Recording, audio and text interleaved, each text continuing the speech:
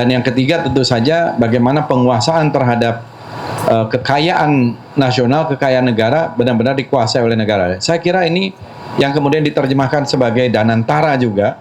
Bagaimana dan sejak awal kalau Sumitro berpegang kepada kekuatan sendiri. Saya kira tidak berbeda dengan Bung Karno.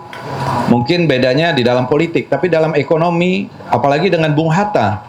Bung Hatta jelas sekali seorang yang sangat memahami sejarah perekonomian kita itu dari jewel ekonominya Buke dulu itu, ada ekonomi kolonial dan ada ekonomi rakyat. Nah, yang ingin dikembangkan oleh Hatta adalah ekonomi rakyat, bukan ekonomi kolonial yang sangat ekstraktif dan mengambil kekayaan alam semuanya untuk kepentingan kolonial.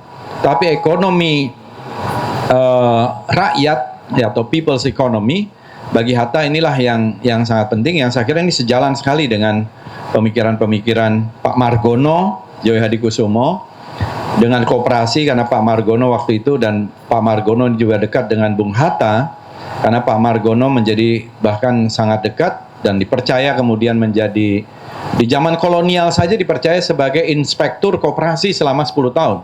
1930-1940 dan di zaman Republik, karena beliau juga seorang Republikan,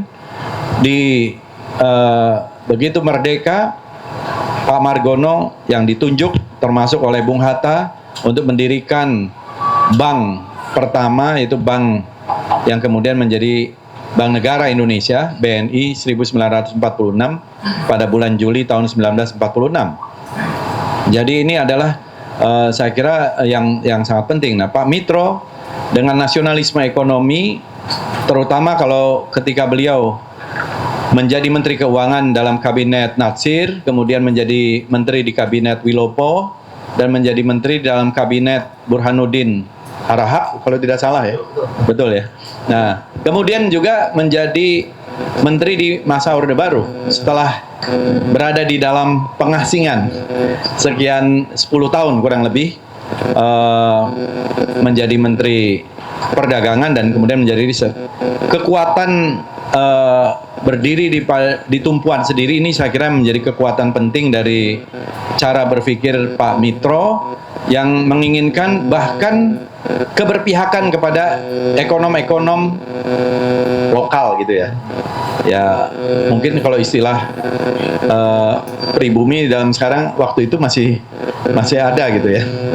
Nah, program Benteng.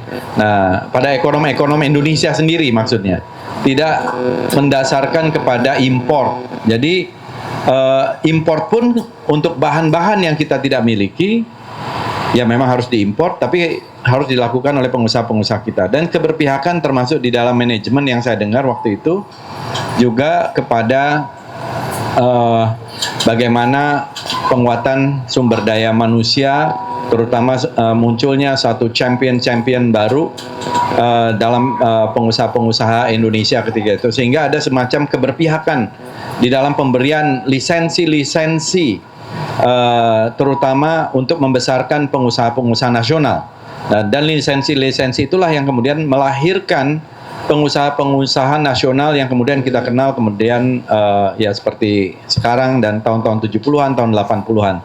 Dan saya kira inilah jasa yang sangat besar dari Pak Mitro untuk memperkenalkan itu. Bahkan Pak Mitro juga, saya punya, mungkin saya kasih nanti ke Pak Fahri juga, ada 25 tahun itu, prediksi terhadap 25 tahun ke depan. Saya ada papernya itu, saya dapat kalau tidak salah dari perpustakaannya Tante Tin waktu itu, waktu pindahan rumah.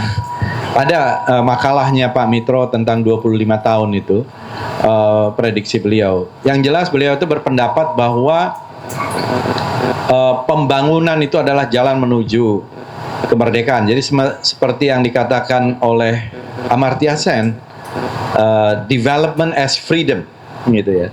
Dan saya kira itulah program-program yang kemudian melahirkan keberpihakan kepada masyarakat kecil, afirmasi kepada masyarakat yang memang membutuhkan, dan sekarang direalisasikan.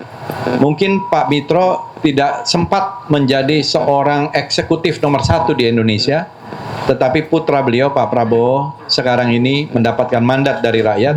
Saya kira melaksanakan, merealisasikan gagasan-gagasan baik dari Pak Margono dan Pak Mitro.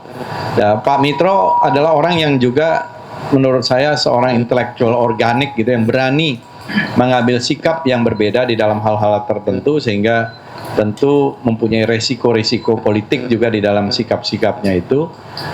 Dia adalah seorang yang saya sebut itu sebagai man of action. Dan kalau kita lihat juga sosialisme ala Pak Mitro ini adalah sosialisme negara, state socialism gitu sebenarnya. Dan state socialism itu menurut saya itulah yang tercermin di dalam pasal 33 Undang-Undang Dasar 1945. Saya kira itu dari saya. Selamat, terima kasih. Wassalamualaikum warahmatullahi wabarakatuh.